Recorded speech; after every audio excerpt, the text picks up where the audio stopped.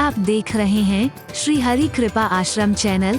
संस्थापक स्वामी श्री हरि चैतन्य पुरी जी महाराज।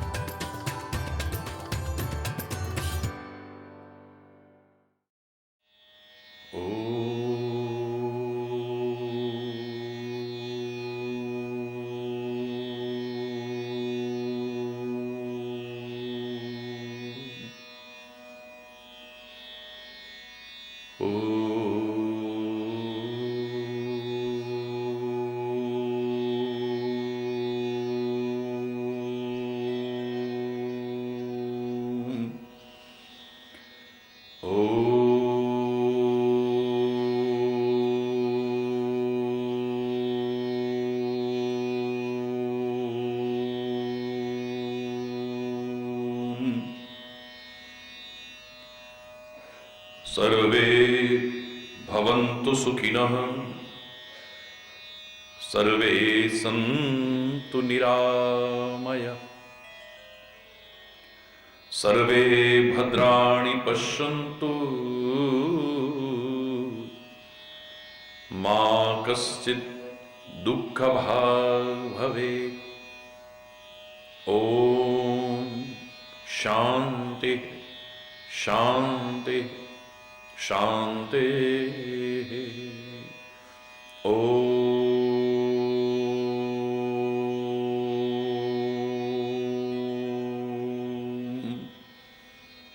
त्वमेव माताश्च पिता त्वमेव, त्वमेव बन्धुश्च सखा त्वमेव, त्वमेव विद्या द्रविणं त्वमेव,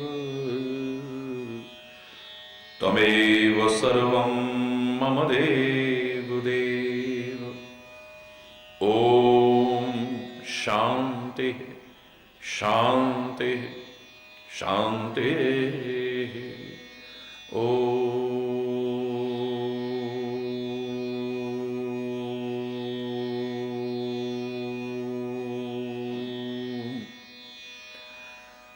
चैतन्य शाश्वतं शान्तं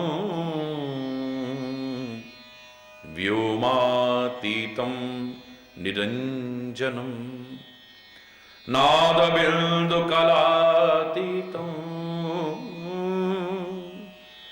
तस्मै श्री गुरवे नमः। ॐ शांति शांति शांति।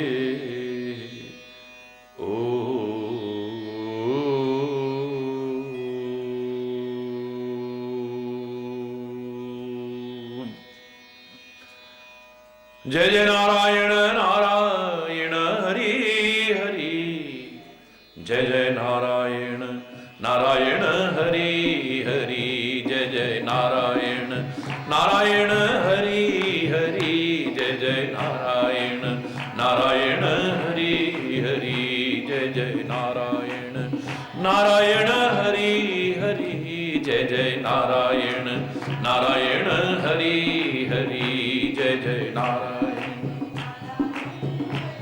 तेरी लीला जग से न्यारी हरि, तेरी लीला न्यारी हरि, भक्तों को लगती प्यारी हरि, भक्तों को प्यारी हरि। नारायण नारायण हरि हरि, जय जय नारायण नारायण हरि हरि, जय जय नारायण जय जय नारायण नारायण हरि हरि, जय जय नारायण। हम आए शरण तिहारी हरि, हम आए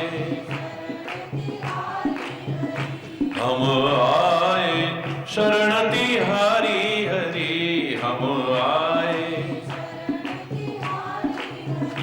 अब राखो लाज हमारी हरि, अब राखो राखो लाज हमारी हरि,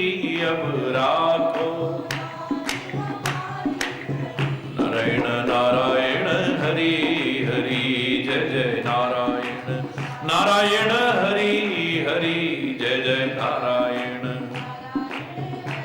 भक्तों के प्राण आधारे हरि, भक्तों प्राण आधारे हरि, सारे जग के परम सहारे हरि, सारे जग के परम सहारे हरि। नारायण नारायण हरि हरि, जय जय नारायण नारायण हरि हरि, जय जय नारायण नारायण हरि हरि, जय जय नारायण, जय जय नारायण, जय जय नारायण हरि।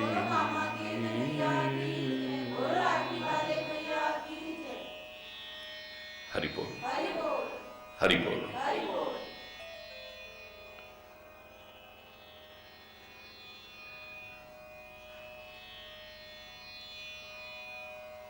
एक एक क्षण का सदुपयोग। जो व्यक्ति जीवन में आगे बढ़ना चाहता है, सफलता हासिल करना चाहता है, ये अमूल्य एक एक क्षण एक बार जाने के बाद वापस नहीं लौटता है।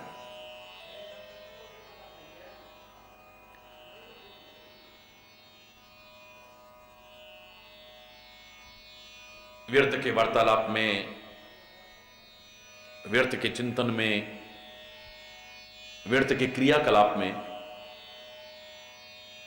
एक क्षण भी नष्ट नहीं करना चाहिए।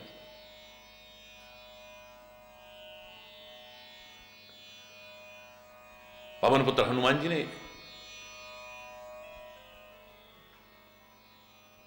तुरंत अपने लक्ष्य की ओर आगे बढ़ना शुरू कर दिया है।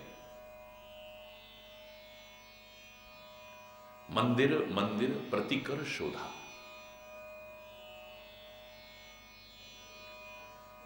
देखे जहां तहां अगणित जोधा।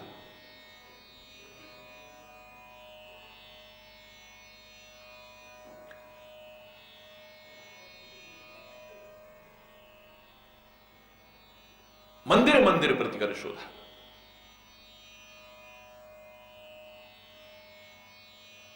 एक एक घर में, एक एक घर में पूरी तरह से शोध किए। राक्षसों के एक एक घर में, एक एक भवन में।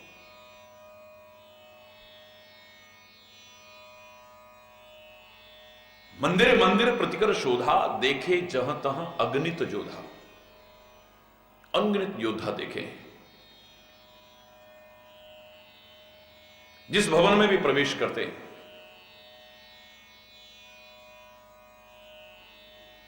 गयो दशानन मंदिर माही, दशानन के मंदिर में भी प्रवेश किया है।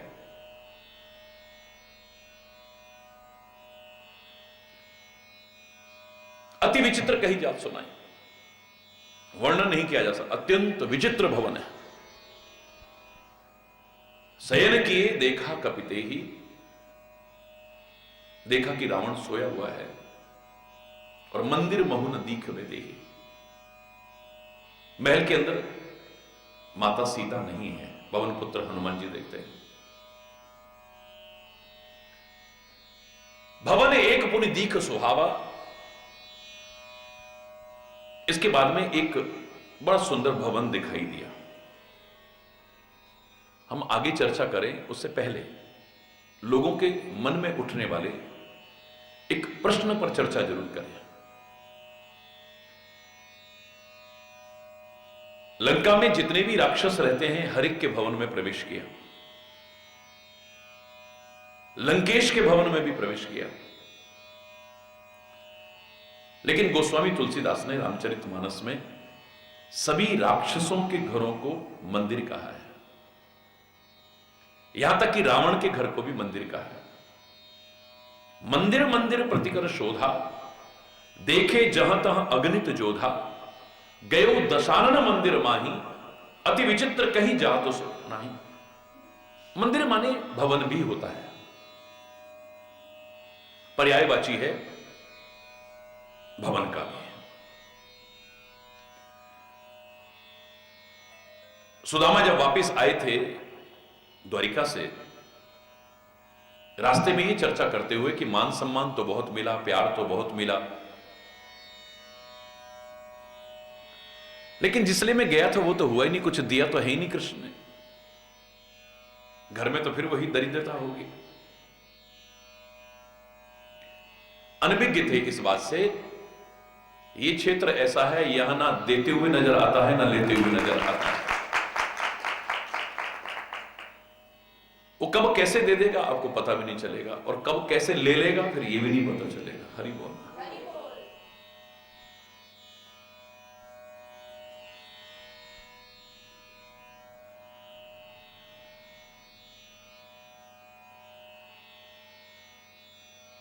पुराने लोग कहा करते थे, मैं कितना सहमत हूं मैं चर्चा नहीं कर रहा, जब वो देता है तो छप्पर फाड़ के देता है,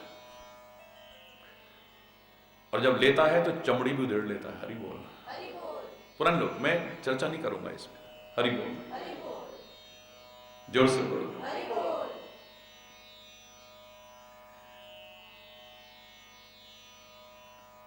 तो देता हुआ भी नहीं पता चलता और लेता हुआ भी नहीं पता चलता है। पर सुदामा जब वहां पर वापिस आए तो उस समय बहुत सुंदर चर्चा की है। एक पद बड़ा प्यारा लिखा, मंदिर देख डरे सुदामा, कहां गई मोरी राम झुपरिया, कंचन महल खड़े सुदामा, मंदिर देख डरे।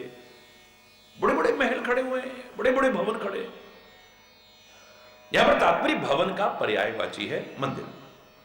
कोई बुराई नहीं है, मंदिर भी कह दो। घर को, भवन को, महल को मंदिर कहने में कोई बुराई नहीं है। लेकिन प्रश्न लोगों के मन में कहां उठा कि राक्षसों के घरों को मंदिर कहा, रावण के घर को मंदिर कहा, लेकिन विभीषण जैसे भक्त का घर जो मंदिर ही है उसको मंदिर न कहकर के भवन कहा है।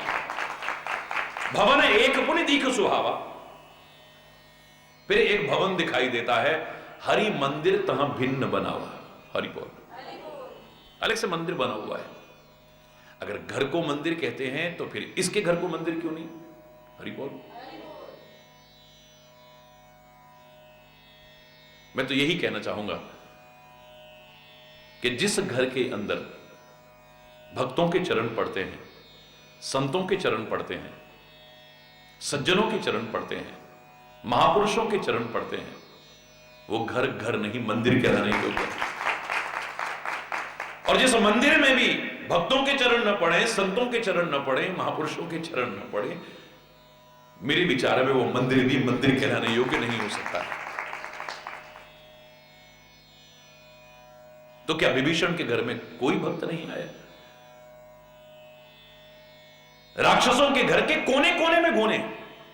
आज हनुमान जी की मूर्ति हम विराजमान कर दें, हनुमान जी का स्वरूप विराजमान कर दें, वो मंदिर बन जाता है। और जिस घर के अंदर, जिस महल के अंदर, जिस भवन के अंदर मेरे पवन पुत्र हनुमान जी साक्षात कोने कोने में घूमे हुए, मंदिर होने में क्या संदेह हो?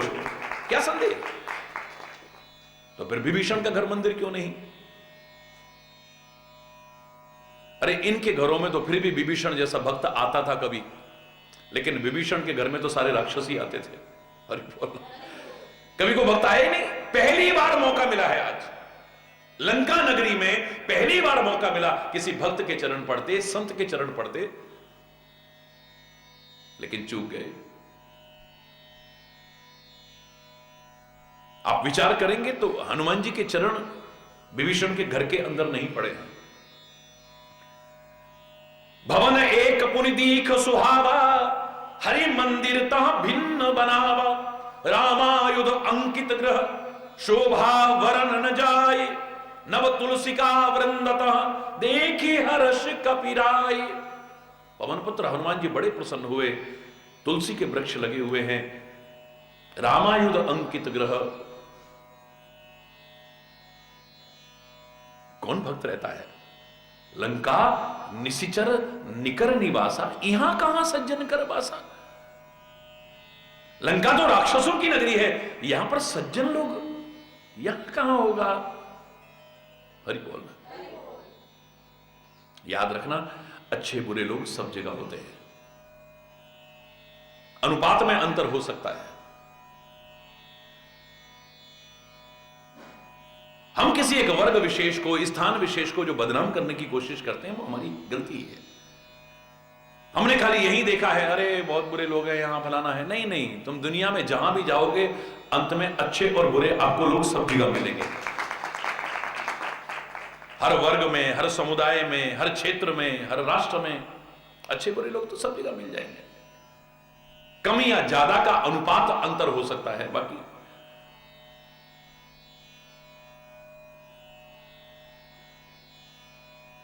हनुमान जी विचार करने लगे। मनमोह तर्क करे कपि लागा, ते ही समय विभीषण जागा। अब मन में तर्कना चल रही है, लंका जैसी राक्षसों की नगरी में एक भक्त कैसे हो सकता है, यहां पर सज्जन लोग कैसे हो सकते हैं।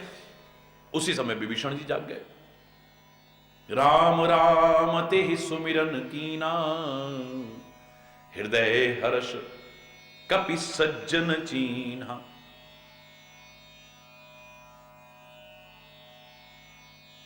कहीं धोखा देने के लिए तो नहीं है ये सब नाटकबाजी, ये बाह्य दिखावा, ये बाह्य आडंबर, कि धोखा देने के लिए तो नहीं है कहीं।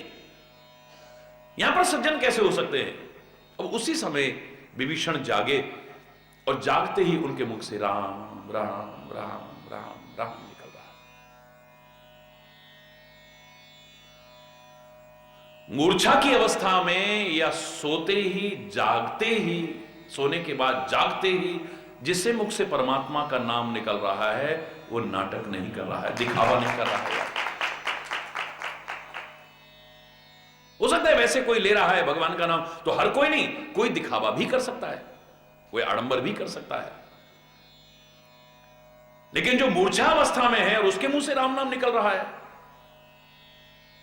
भरत जी को यही तो लगा था, कोई शत्रु तो नहीं है जो ऊपर से निकल रहा हो और ये पर्वत को यहां गिरा दे, मेरे देश के नागरिकों को कोई कष्ट ना हो बिना फर्का। क्योंकि एकदम से किसी के बारे में पक्का निष्कर्ष मत कर लो, नहीं बुरा ही आदमी होगा, वरना तो खत्म कर देते। बिना फर्का वाण मारा है, नीचे गिरे, मूर्छित हो गए और मूर्छा अवस्था में भी राम हे राम हे राम निकल रहा है। ये तो भगवान का भक्त ही हो सकता है। गिलानी होने लगी, पहले मैंने श्री राम को कष्टों में डाला, अब राम के भक्त को कष्ट में डाला मैंने। अगर मन से, वचन से, कर्म से श्री राम के अलावा मेरे जीवन का कोई आधार नहीं है, कोई आश्रय नहीं है, कोई गति नहीं है, कोई भरोसा नहीं है, कोई सहारा नहीं है, तो इसको ये एहसास भी ना हो कि मैंने तीर मारा है, इसको किसी कष्ट का एहसास है, ये तुरंत सजीव होकर के बैठ जाए। मूर्छित अवस्था में व्यक्ति नाटक नहीं कर सकता है। ये डॉक्टर्स कई ज्यादा अच्छी तरह जानते हैं, सर्जन्स अच्छी तरह जानते हैं। जब एनेस्थीसिया दिया जाता है तो बेहोशी में पता नहीं क्या क्या बोलता है आदमी, जो अंदर होगा वही तो निकलेगा। अरे बोल। अपराधियों से भी उगलवाने के लिए जो अर्ध मूर्छावस्था में उनको रखा जाता है और उनसे प्रश्न पूछे जाते हैं, तो उसमें झूठ नहीं बोल पाता है आदमी, अंदर की बात सारी बाहर आ जाती है। मूर्छा अवस्था में जो भगवान का नाम ले रहा है, या सोने के बाद जागते ही जो भगवान का नाम ले रहा है, वो ढोंग नहीं कर सकता, पाखंड नहीं कर सकता, आडंबर नहीं। ये तो सच में ही कोई सज्जन है, कोई भक्त है।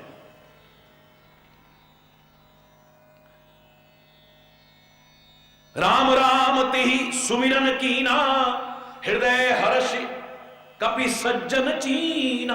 अभी देखा तो नहीं है, मन में पहचान लिया ये भक्त है। हृदय में बड़ा हर्ष हुआ, क्योंकि अच्छे विचार के जो लोग होंगे, अच्छे आचरण के जो लोग होंगे, याद रखना, दुष्टों को देख करके तो, जगत को देख करके उन्हें रोना आएगा, लेकिन भक्तों को देख करके प्रसन्न हो जाएंगे। मेरे तो गिरधर गोपाल दूसरो न कोई। उसी में एक पंक्ति मीरा क्या कहती है, भगत देख राजी हुई, जगत देख रोई। जब कहीं को भक्त मिल जाता है, भक्त जिसे कहते हैं, और भक्त कौन है, जो भक्ति की चर्चा करे, व्यर्थ की जो चर्चा करे वो भक्त नहीं हो सकता है। आप भक्त हैं या नहीं, किसी निर्णय करने की आवश्यकता नहीं, स्वयं निर्णय करना। दो खिलाड़ी अगर इकट्ठे होते हैं तो खेल की चर्चा जरूर आएगी, कोई भी चर्चा हो खेल की चर्चा जरूर आएगी। दो खेल प्रेमी भी अगर होंगे तो उनकी चर्चा में खेल अवश्य आ जाएगा। दो फिल्मों के शौकीन होंगे, फिल्मों की चर्चा जरूर आएगी उनकी चर्चा में। दो उपन्यास के प्रेमी होंगे, उपन्यास की चर्चा जरूर आएगी। दो राजनीति में इंटरेस्ट रखने वाले लोग होंगे, राजनीति की चर्चा जरूर आएगी उनकी। और दो भक्त मिलकर के बैठे और भक्ति की चर्चा ना हो, इससे बड़ी शर्म की बात और क्या हो सकती है। फिर अपने मन में कहते रहो हम प्रभु के भक्त हैं, गुरु के भक्त हैं, लोग भी तुम्हें समझते रहे, बाकी ढोंग कर रहे हो, पाखंड कर रहे हो, आडंबर कर रहे हो, दिखावा कर रहे हो, और किसी को धोखा नहीं, अपने आप को धोखा दे रहे हैं। हरि बोल। हृदय हर्ष, बड़ा हर्ष हुआ। कभी सज्जन चीना यही सन हट कर हूं पहचानी। जबरदस्ती इससे पहचान बढ़ाऊंगा, अच्छे लोगों से पहचान बढ़ाओ।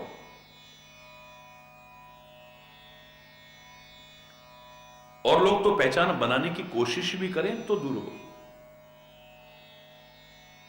तजोरे मन हरि विमुखन को संग, वो जबरदस्ती भी आए तो ठीक है भैया, हरि बोल। जिनके संग कुमति उपजत है, परत भजन में भंग। कुछ ऐसी बात बोल गए, अब आपकी भी बुद्धि प्रदूषित हो रही है। पता नहीं क्या क्या चिंतन चल रहा है। अच्छा भला चिंतन था, अच्छी भला जप चलता था, अच्छा भला सुमिरन चलता था, बुद्धि खराब हो गई है।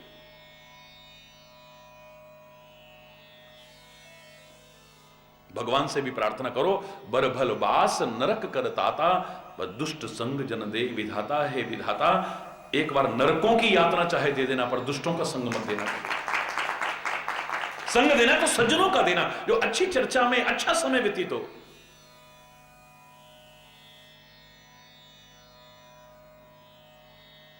सब कुछ है और पीस ऑफ माइंड नहीं है तो लगता है सब बेकार है।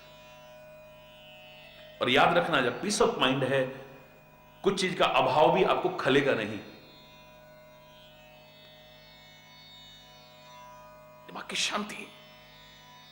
और इस तरह के जो लोग हैं वो शांति भंग करते हैं, हमारे दिमाग की शांति भंग कर देते हैं, हमारे मन की शांति भंग कर देते हैं, हमारे अंतर की शांति, बाहर की शांति को भी भंग करेंगे और अंदर की भी शांति भंग करेंगे। याद रखना।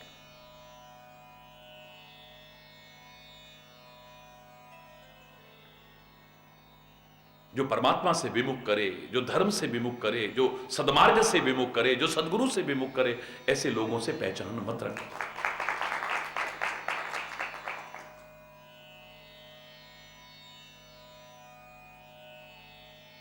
यही सन हट करी हूं मैं, इससे करूंगा पहचान जबरदस्ती। अभी तक किसी से पहचान करी? कोई इंट्रोडक्शन किया? कोई संबंध बनाने की कोशिश की अभी किसी से? एक भी ऐसा नहीं मिला है, जब से चले हैं समुद्र किनारे से अभी तक किसी से कोई दोस्तीबाजी नहीं। हरि बोल। कोई पहचान बढ़ाने की नहीं, अपना फोन नंबर दे दो, अपना एड्रेस दे दो, हम भी कभी आएंगे तो मिलेंगे। हरि बोलना मतलब ही नहीं, क्या लेना है हमने। आए थे हरि भजन को, होटल लगे कपास। हरि बोल। जो करने आए थे उससे भी वंचित रह गए, लक्ष्य पे निगाह नहीं है,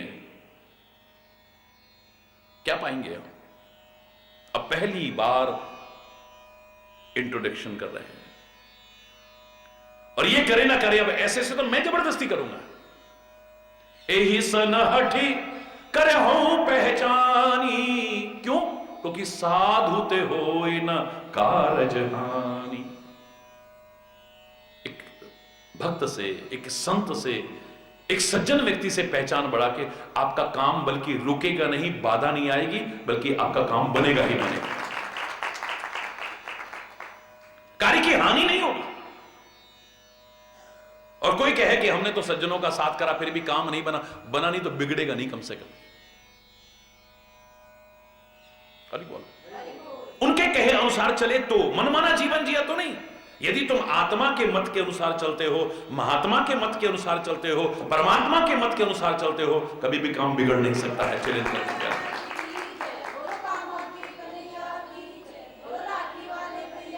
साधुते होए न का, सब दुनिया सुनाती मिल जाएगी। जब से सज्जनों का साथ किया है, गुरुदेव का साथ किया है, धर्म का साथ किया है, प्रभु का नाम लिया है, हमारे सब काम बने हैं, बने ही बने हैं। हरि बोल। और कोई कहे कि मेरा नहीं बना है तो बिगड़ा तो नहीं होगा कम से कम। हरि बोल। अपनी गलतियों से चाहे हमने बिगाड़ा हो, मनमाना आचरण रखते हुए चाहे बिगाड़ा हो, उनसे दूरी बना करके चाहे बिगाड़ा हो, हरि बोलना, नहीं बिगड़ सकता कभी। जबरदस्ती पहचान करूंगा इससे तो। विप्र रूप धरि वचन सुनाए, ब्राह्मण का रूप धारण किया है।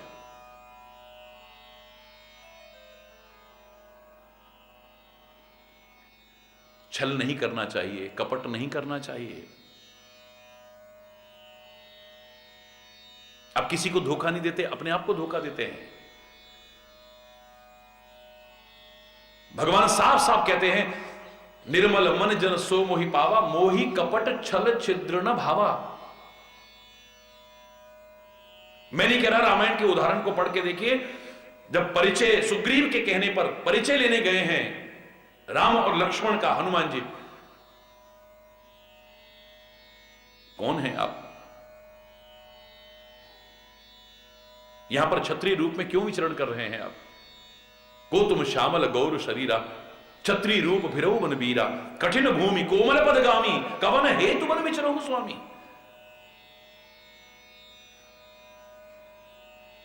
की तुम तीन देव मां कोई, नर नारायण की तुम अखिल भुवनपति लीन मनुज अवतार। कौन है आप? पूरा प्रसंग नहीं सुना रहा हूं। अंत में परमात्मा श्री राम कहते हैं, हम अवधपुर से आए हैं, महाराजा दशरथ के पुत्र है, मेरा नाम राम है, इनका लक्ष्मण। बस इतने में पहचान गए। श्राप बस भूले थे ना, जरा सा स्मरण कराते ही याद आ गया है, और प्रभु पहचान पर गही चरणों में गिर पड़े। पूरी रामायण में आप पढ़िए, जहां भी भगवान के चरणों में कोई गिरा है, एक क्षण का विलंब नहीं करते, परमात्मा श्री राम उठाते और अपने गले से लगा लेते। कोई भी क्यों ना आया। निषाद को नीच समझते हैं लोग, लेकिन मेरे राम भरत भैया की तरह गले लगाते हैं। शबरी को अपवित्र मानते हैं, अछूत मानते हैं, उपेक्षित है, मेरे परमात्मा श्री राम गले से लगा लेते हैं। शत्रु का भाई आता है विभीषण, लोग कहते हैं कि इनको बांध के रखें, ये करें वो करें, दंड दें, ये हमारा भेद लेने आ सकता है, लेकिन नहीं, जैसे ही चरणों में प्रणाम किया, मेरे परमात्मा श्री राम अपने गले से लगा लेते हैं। भुज विशाल के हृदय लगावा, हृदय से लगा लेते हैं तुरंत। पूरी रामायण में कोई भी भगवान के चरणों में गिरा हो, एक क्षण का विलंब नहीं करते, अपने गले लगा लेते हैं। पहली बार है, इतनी देर से हनुमान चरणों में पड़े हैं, इतने प्रिय हैं हनुमान, लेकिन अपने गले नहीं लगा रहे उनको।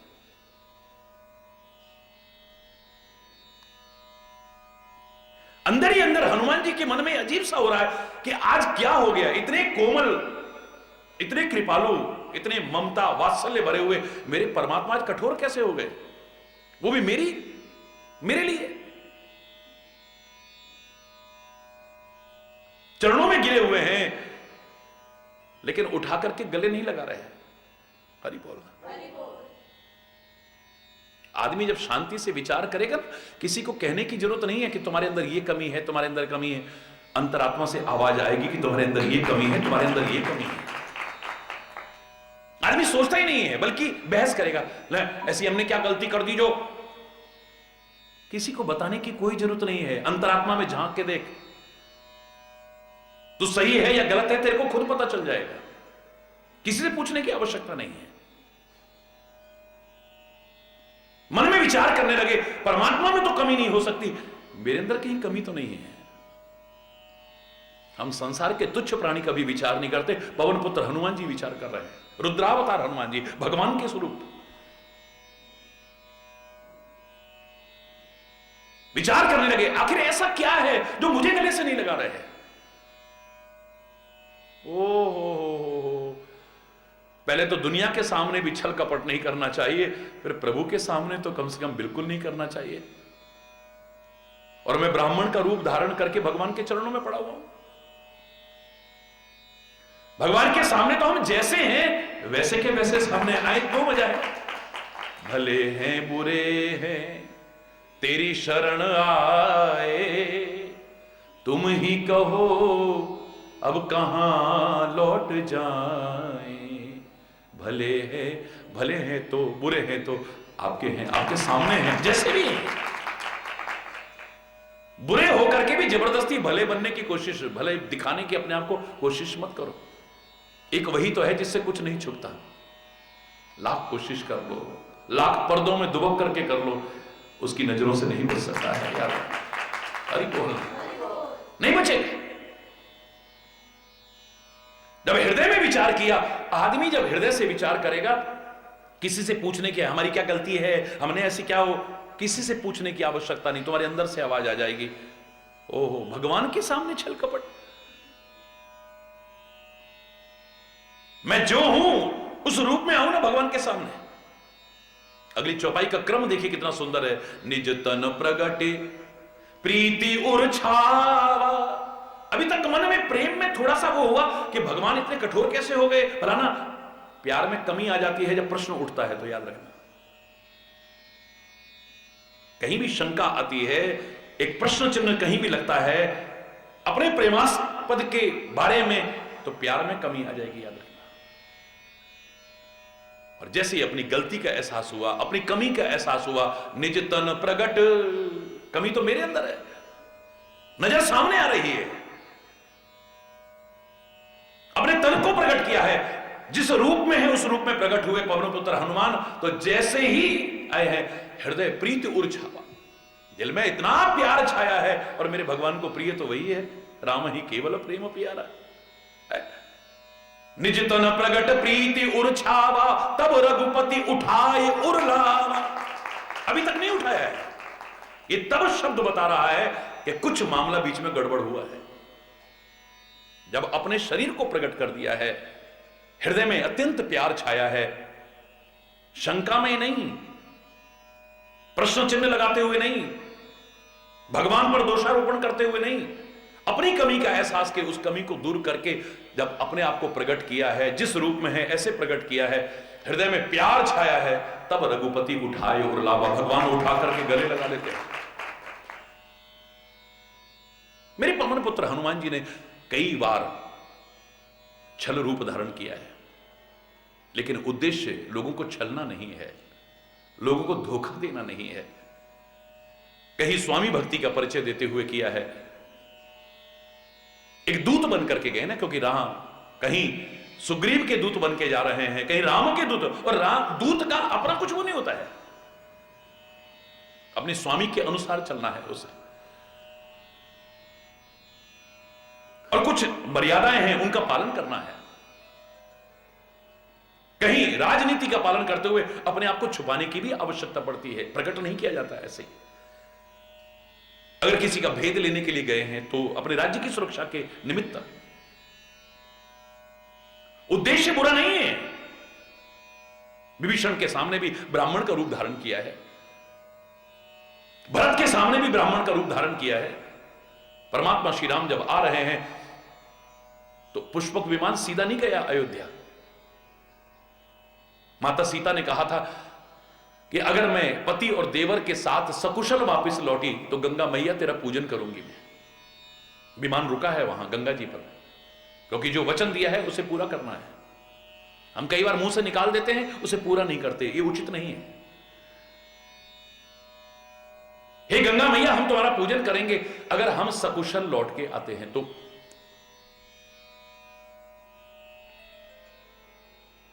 कोई आदमी डूब रहा था, हनुमान जी मुझे बचा लो, 40 किलो लड्डू चढ़ाऊंगा तुमको। मैं कोरी कथा नहीं कह रहा, एक संयोग ऐसा, उसकी प्यार श्रद्धा यहां तक पहुंची होगी, तीव्र पुकार पहुंची होगी, समुद्र की एक लहर आई और वो तो किनारे। कैसे लड्डू? हरि बोल। कैसे लड्डू?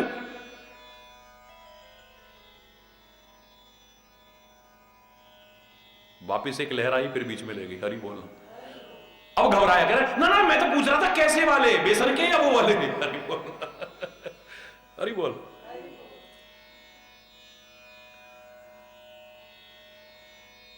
बूंदी वाले चढ़ाऊं या बेसन के लड्डू, मैं तो ऐसे पूछ रहा था। भूल जाता है आदमी, मतलब निकल गया तो फिर हरि बोलना। माता सीता कहती है नहीं, मैंने यहां पर प्रण किया था कि सकुशल लौटने पर हम गंगा मैया की पूजा करेंगे। परमात्मा श्री राम उस वचन को पूरा करने के लिए विमान नीचे उतारते हैं, लेकिन एक क्षण का भी विलंब हो गया तो भरत अपने प्राणों को त्याग देगा।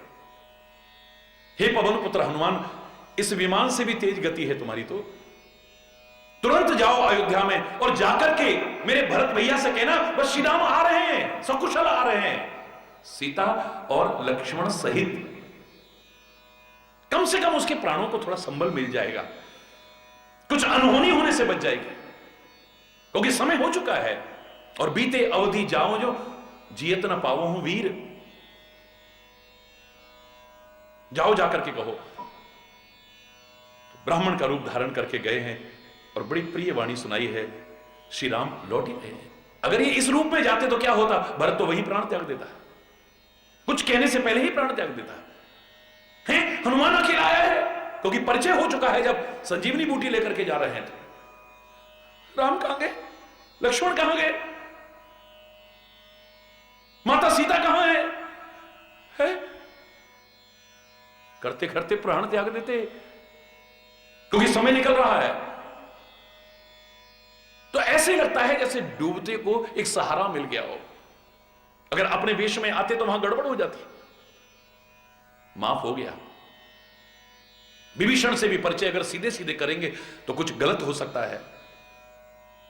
मन में अगर कपट होता, मन में कपट होता तो फिर बाद में बताते नहीं, पूछते ही आपका नाम क्या है, तुरंत बता दिया मेरा नाम हनुमान है। क्या नाम है? हनुमान नाम है मेरा। एक क्षण नहीं बुलाया, मन में कोई कपट नहीं है, लेकिन बाहर कपट रूप धारण किया है।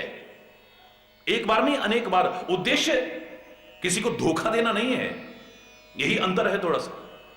लेकिन चाहे अच्छे उद्देश्य से भी किया हो, मेरे परमात्मा को तो वो भी पसंद नहीं है, याद रखें। विप्ररूपधारी वचन सुनाए, सुनत विभीषण उठता आए। कुछ वचन सुनाने लगे हैं, कुछ मंत्रोच्चारण किया होगा, कुछ श्लोक बोले होंगे। विभीषण उठकर के आए, बाहर कौन है? हरि बोलना। तुरंत विभीषण उठता आए, कुछ वचन ऐसे बोले होंगे, बाहर आ गए। घर के अंदर तो चरण पड़े नहीं हनुमान के, पहली बार मौका मिला है। किसी भक्त के चरण पड़ते, संत के चरण पड़ते हैं। राक्षसों के घर के कोने कोने में चरण पड़े, मंदिर मंदिर प्रतिकर शोध किए हैं। रावण के घर के अंदर चरण पड़े हैं और कोने कोने में चरण पड़े हैं। आज स्वरूप विराजमान कर दो तो मंदिर बन जाता है। जहां कोने कोने में हनुमान जी विचरण कर रहे होंगे प्रभु नाम लेते हुए, उसे मंदिर कहने में कोई संकोच नहीं होना चाहिए।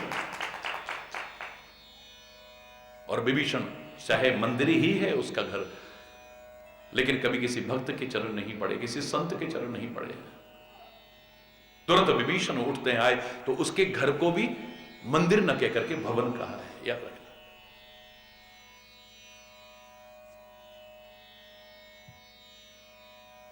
पुराने लोग क्या कहते थे? स्वामी इतना दीजिए जामे कुटुंब समाए, मैं भी भूखा ना रहूं और साधु ना भूखा जाए। जाएगा तो तब जब आएगा, यानी घर के अंदर कौन आए? बोलो, साधु आए, सज्जन आए, भक्त आए। मैं भी भूखा ना रहूं और साधु ना भूखा जाए। मेरे घर से कोई भी सज्जन व्यक्ति कभी भूखा ना जाए। यानी मेरे घर के अंदर कौन घुसे? सज्जन लोग घुसे, भक्त लोग घुसे। क्योंकि जिस घर में भक्तों और संतों के चरण पड़ते हैं, मंदिर बन जाता है। करे प्रणाम पूछी कुशलाई, विप्र कहो निज कथा बुझाई। प्रणाम किया है। हे ब्राह्मण देवता, प्रणाम है आपको। विप्र कहो निज कथा, हे ब्राह्मण देवता अपनी कथा बताओ ना हमें।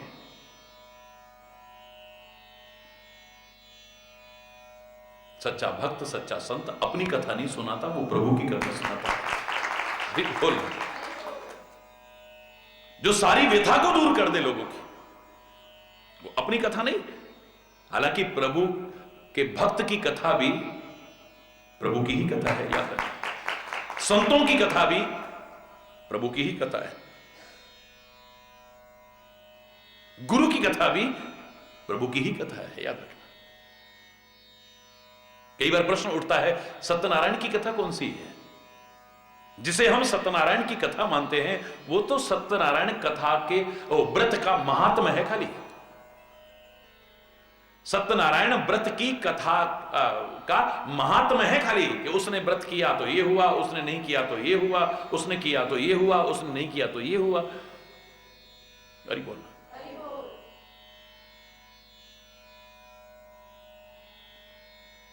सत्यनारायण व्रत का महात्म है खाली वो।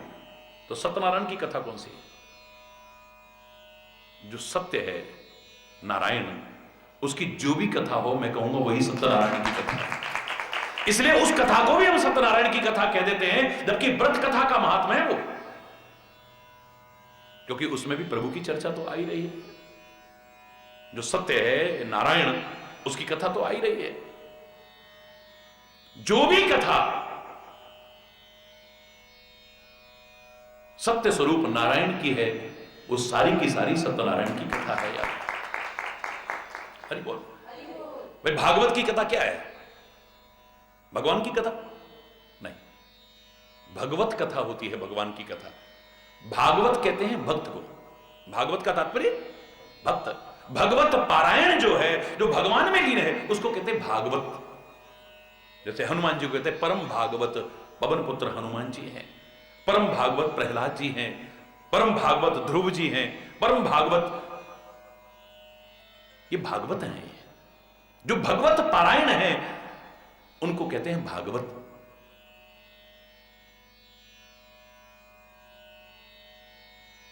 तो भगवान की नहीं, भगवान के भक्तों की कथा है। हरि बोल। या फिर भगवान की भक्ति में लीन करने के लिए कथा है, वो भगवत पारायण बनाने के लिए कथा है।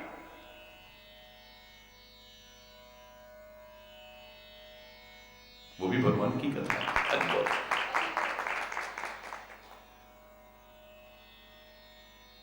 विप्र करो कहो निज कथा बुझाई, कि तुम हरिदास नमः कोई।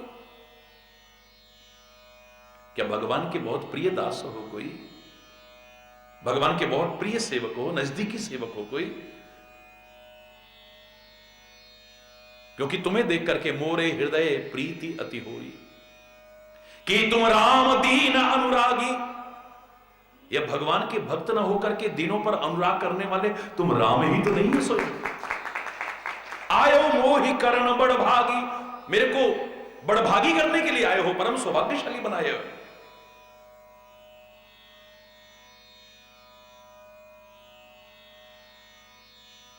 कौन हो तुम? मैंने आपसे कहा था ना, जब जब किसी के हृदय में एक स्वाभाविक प्रेम उत्पन्न होता है किसी को भी देख करके, तो मन में पहला प्रश्न यही आता है, या तो ये परमात्मा हो सकता है, या परमात्मा का बहुत निज सेवक है, बहुत करीबी है कोई।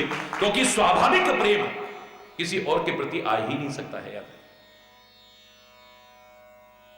स्वाभाविक प्रेम नहीं आ सकता। मन में स्वाभाविक प्रेम यदि उत्पन्न हो रहा है, जिसके मन में भी हुआ है, आप पूरा रामायण पढ़िए, विभिन्न ग्रंथों को पढ़िए, पहला प्रश्न उनके मन में यही उपजाए, सामने कौन है? शुष्क ज्ञानी है राजा जनक, लेकिन जैसे ही राम लक्ष्मण को देखा है, देखते ही पहला प्रश्न है, हे विश्वामित्र महामुनि, कौन है ये? कयहु नाथ सुंदर दो बालक, नृपकुल तिलक की मुनिकुल तिलक की नृपकुल पालक। हे स्वामी, हे महामुनि, ये जो सुंदर बालक है ना दोनों, कौन है ये? किन्हीं मुनियों के कुल के तिलक हैं या राजाओं के भी कुल की पालना करने वाले हैं? कौन है ये? मैंने आपसे कहा था, याद करो, एक बालक पालक कैसे हो सकता है?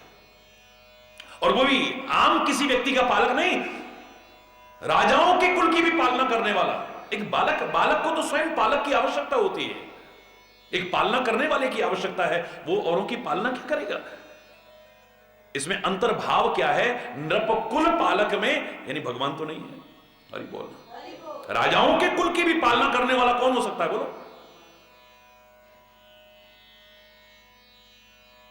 विश्वामित्र देख रहे हैं ये क्या बात है, इसको ऐसा क्यों लग रहा है? तुम ऐसा क्यों कह रहे हो? तुम तो शुष्क ज्ञानी हो। बोले योग भोग मह राखे गोई, राम विलोकत प्रगटे सो। मैंने योग में और वियोग में, योग भोग में और भोग में छुपा रखा था प्रेम, लेकिन प्रेम की साक्षात मूर्ति जब सामने आई, उसको देख करके प्रेम प्रकट हो गया है मेरा। और यह स्वाभाविक प्रेम भगवान के अलावा या भगवान के कोई करीबी के अलावा प्रकट नहीं हो सकता है कभी। हरि बोल। विभीषण के मन में भी आता है ये भगवान का कोई करीबी भक्त तो नहीं है, बहुत करीबी नजदीकी, यह साक्षात भगवान तो नहीं है। प्रश्न ही पूछ लिया है कि तुम राम दीन अनुरागी, दीनों पर अनुराग करने वाले श्री राम तो नहीं है? आयो मोहि करन बड़भागी, मेरे को बड़भागी करने आए हो यहां लंका जैसी अपवित्र नगरी में, राक्षसों की नगरी में? या तुम हरिदास नमा कोई, या भगवान के प्रिय दास हो कोई? मुझे लगता है इशारे में कहा होगा, पवन पुत्र हनुमान, में क्या बोल रहे हो ये, क्यों लग रहा है तुम्हें ऐसे? बोले मोरे हृदय प्रीति अति होई, मेरे हृदय में बहुत प्रेम उत्पन्न हो रहा है। और यह स्वाभाविक प्रेम हृदय में भगवान या भगवान के किसी नजदीकी भक्त के अलावा किसी के प्रति हो ही नहीं सकता। अरे आपस में रिश्तों में नहीं है वो प्यार जो होना चाहिए, कहां है आज? भाई भाई में नहीं है, माँ बाप बच्चों में नहीं है, पति पत्नी में नहीं है, मित्र मित्र में वो नहीं है, समाज में एक दूसरे के प्रति नहीं है, और किसी को देख करके स्वाभाविक प्रेम पैदा हो रहा है।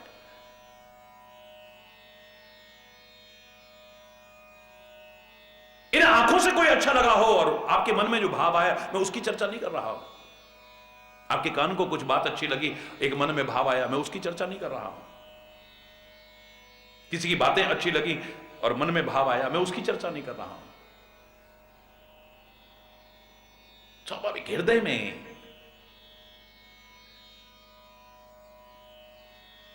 कोई तो बात है, वासना जन्य संबंध नहीं, स्वार्थ में संबंध नहीं, आकर्षण विषय से उत्पन्न हुआ भाव नहीं, मन में स्वाभाविक प्यार आ रहा है तो जरूर सामने कुछ। हरि बोल। तब हनुमंत कही सब, अब मन में कपट होता, छल होता तो क्यों सारी बात करते?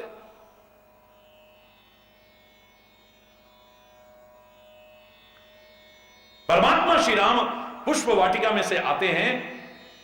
अब बताइए, भगवान श्री राम ने मां जानकी को देखा और उनके मन में जो भाव आया, रामायण में आप पढ़ते हैं। लेकिन मन में अगर पाप होता तो अपने छोटे भाई लक्ष्मण को सब कुछ न कहते, लक्ष्मण मेरे मन में ऐसा क्यों आ रहा है? और खाली वहीं तक नहीं, फिर गुरुदेव के पास आकर के कहते हैं, हे गुरुदेव मेरे मन में ऐसा क्यों आया होगा? मेरे मन में जानकी को देख करके, जनक पुत्री को देख करके ऐसा भाव आया। मन में विकार होता तो इतना स्पष्ट शब्दों में ना बोलने की हिम्मत होती, हिम्मत ही नहीं होती है बोलने की।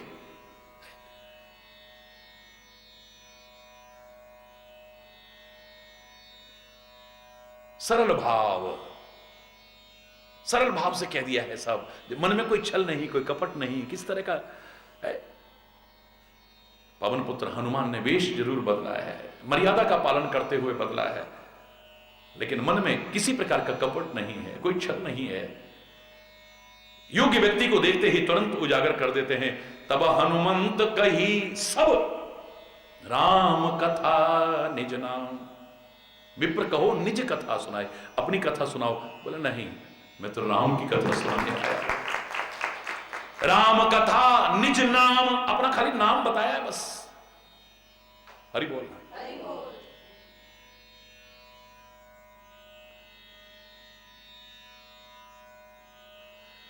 सुनत जुगल तन पुलक मन,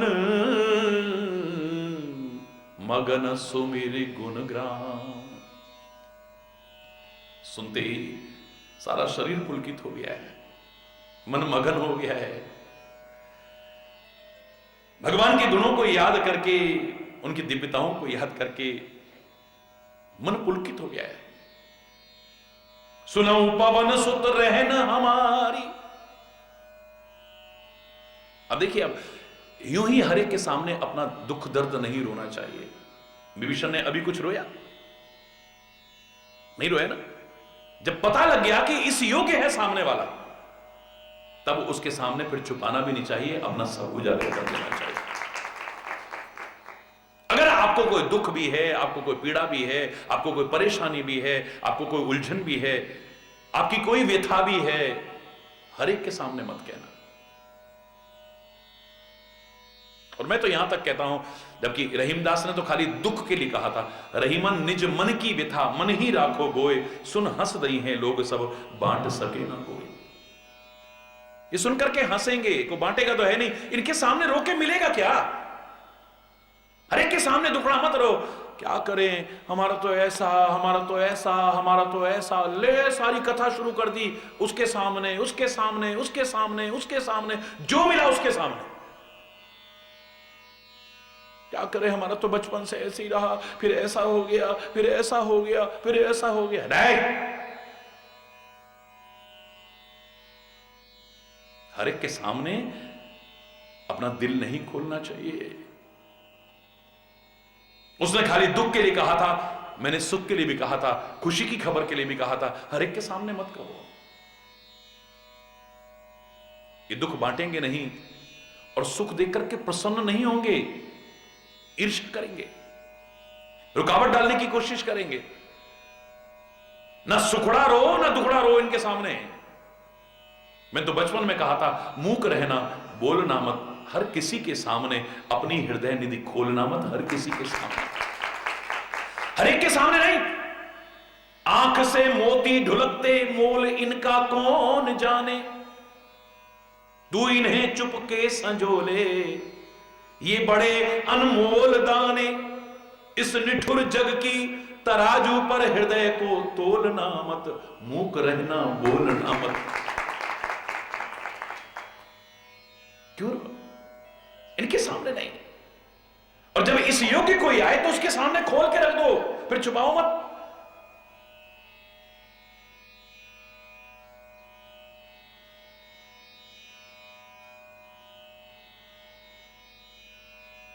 परमात्मा अंदर की ये हालत है? ये सदगुरु मेरे अंदर की ये दशा है। जो भी है उनके सामने उजागर करो, दिल खोल करके रख दो एकदम से। विभीषण ने कभी किसी के सामने अपना दुखड़ा नहीं रोया है। जब परिचय हो गया है उसके बाद, सुनहु पवन सुत रहनी हमारी, जिमि दसनन महु जीभ विचारी। हे पवन पुत्र हनुमान, यानी अपना परिचय दे दिया ना। देखो, कुछ छुपाव करा कि मैं ब्राह्मण हूं और मैं ये हूं और वो हूं, नहीं। सुनहु पवन सुत रहनी हमारी। हम कैसे रहते हैं जानते हो? जैसे 32 दांतों के बीच जीभ रहती है, इतनी कठोरता के बीच कोमलता जैसे रहती है, ऐसे इन दुष्ट राक्षसों के बीच, अधर्मियों के बीच पता नहीं कैसे मैं अपने धर्म की लौ को जलाए हुए हूं, मैं नहीं जानता। ये परमात्मा की कृपा ही हो सकती है। पतवार के बिना भी मेरी नाव चल रही है, तूफान में भी देखो ये ज्योत जल रही है। मेरी हिम्मत नहीं है, अपनी कृपा के जल से वो मुझको भिगो रहा है। करते हो तुम कन्हैया, मेरा नाम हो रहा है। लोग कहेंगे विभीषण लंका में रह करके भी भक्ति भाव कहां रह पाती, यहां इनके बीच में मेरी भक्ति जिंदा रहती, इतने तूफानों के बीच एक लौ जल पाती, ये कब की बुझ गई होती। मेरी भक्ति की लौ, मेरी शांति की लौ, मेरे ज्ञान की लौ, ये कब के बुझा देते वे।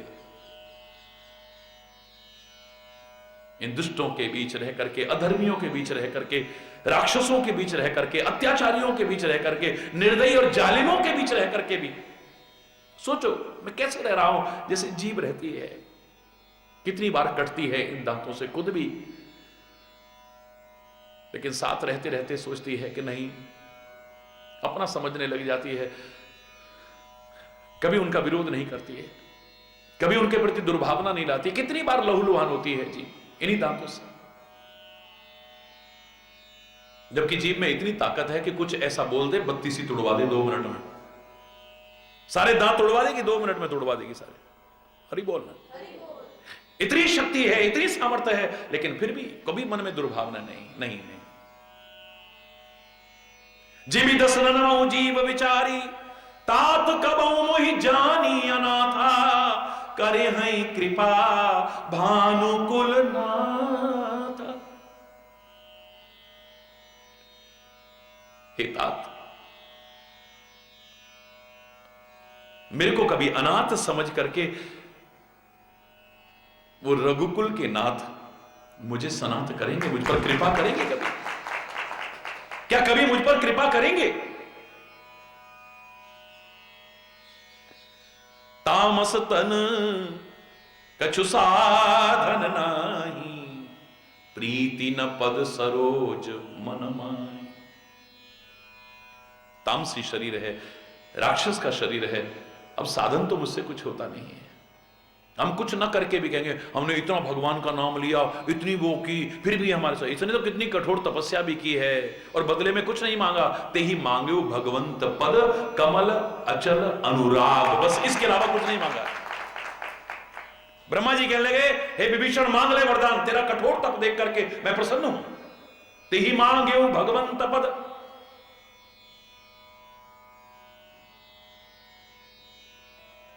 भगवान के चरणों में अचल अमल अनुराग, कभी न चलायमान हो ऐसा प्रेम पैदा कर दो मेरे दिल में, ऐसा भौरा बन जाऊं कि उन चरण कमलों में ही कैद होकर के रह जाऊं, बाहर जाने की सोचूं ना मैं।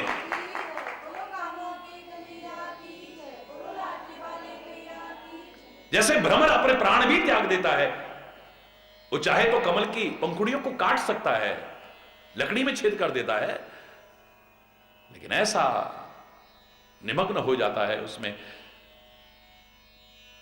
कब संध्या काल हुई, कब पंखुड़ियां बंद हो गई और उसी में बंद अपने प्राणों तक को त्याग देता है। हर कोई रिहाई चाहता है, पर वो कहता है कैद मांगी थी, रिहाई तो नहीं मांगी थी। हर कौन चाहता है कैद, लेकिन वो कहता है अपने चरण कमल में मेरे को भौरा बना करके कैद कर ले और कभी रिहा मत करना, बस कभी दूर मत करना मुझे। मुक्ति नहीं चाहता मैं, आजादी नहीं चाहता मैं, कभी अपने चरणों से मुझे दूर मत कर देना। तात कबहु मोहि जानी अनाथा, करें कृपा भानुकुल नाथा, कभी कृपा करेंगे? तामसी शरीर है, कुछ साधन तो होता नहीं, और प्रीति न पद सरोज मन माही, चरण कमलों में मेरे प्रेम भी नहीं है। अब मोहि भाव, हनुमान जी ने इशारा किया, अभी भी कह रहा है कृपा नहीं हुई। कभी कृपा करेंगे, कभी कृपा करके मुझे सनाथ करेंगे, मुझे अनाथ को। कई बार बिना बोले भी संत बहुत कुछ कह जाता है, समझदार को इशारा काफी है, और ना समझ को तो फिर हरि बोलना, थप्पड़ भी बेकार है, कोई फायदा ही नहीं है। कुछ इशारा किया पवन पुत्र हनुमान जी ने, अरे अभी भी कह रहा है कृपा करेंगे, करें ही कृपा। इशारा समझ गया, वाणी बदल गई है, अब नहीं कह रहा कृपा करेंगे कभी।